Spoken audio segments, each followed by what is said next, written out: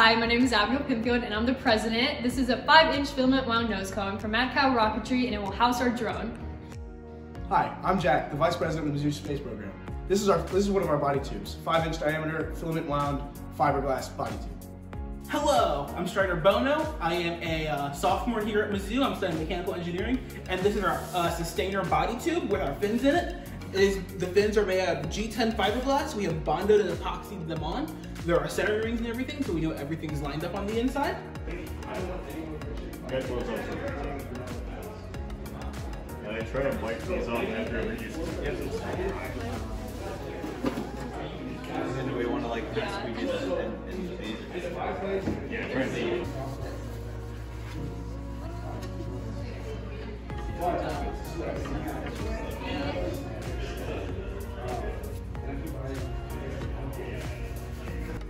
This is the booster body tube, and it follows a similar construction process to our sustainer body tube, and similar fin design as well. Hi, my name is Ryan Maluski. I'm the project manager for this competition, and this is our sustainer eBay sled. We have a featherweight GPS tracker to track the location of the rocket, and we also have a featherweight Raven 4 to control our ejection charges for the sustainer and also to control the sustainer ignition. We also have this set up to some switch mounts, and this slots into our sustainer. This is the booster eBay with an RRC-3 flight computer that controls the ejection charges and parachute deployment for the booster. I'm Kathleen, I'm our communications director, and this is our booster motor casing. It is an Aerotech 3 grain motor casing, and the current plan is to fly an L1520. Hi, I'm Chris Hammond. I'm the Spaceport America Cup project lead. For our sustainer motor, we're going to be flying an Aerotech K780, which is a 2-grain motor. Okay, this is our interstage coupler. So this is going to house the booster eBay in the first half of the coupler, and then the second half we have these fin slots to allow it to slot into the sustainer assembly and have everything fit nice and snug. In addition, we're also going to be housing a separation charge in here connected to the booster eBay, which will allow us to ensure separation during flight. This is the drone parachute for the sustainer and it's 24 inches. The parachute for the booster is 30 inches and the parachute for the sustainer is 60 inches, which allows it to descend slower in case the sustainer doesn't ignite. Yes, system. We'll also have 2 radio transmitters attached to the drone and booster of the rocket, which will allow us to track each of these components independent of the GPS. Okay, so for our drone deployment method, we decided to 3D print a holder for the drone that will allow it to sit in our nose cone, and this is going to be attached to our shock cord, so whenever our parachute deploys at apogee, it will pull the holder out with it, and whenever that happens, the drone will separate the pieces and it will be able to fly freely.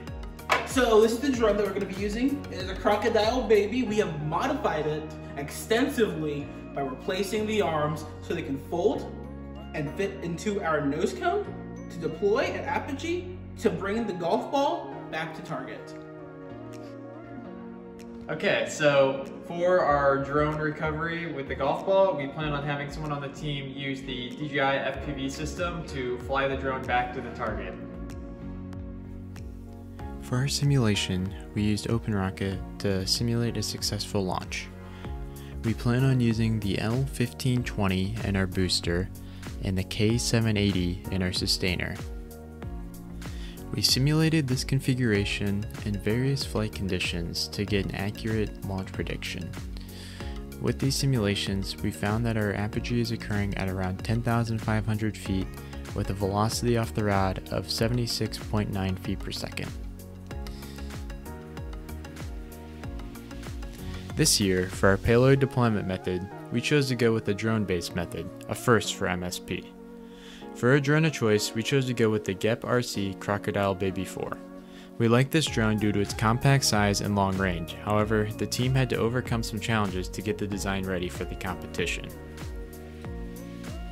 Firstly, the drone would not fit in the 5-inch diameter tube that our team planned on using for the competition rocket.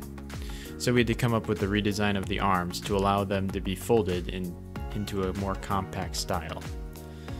We decided to have the arms on either side be spring-loaded. This allows the arms to move and fold into the body of the rocket while snapping back into place with a spring connected between the two arms on either side to allow it to return to its base configuration. The new arms were water jetted and installed into the drone with no issues.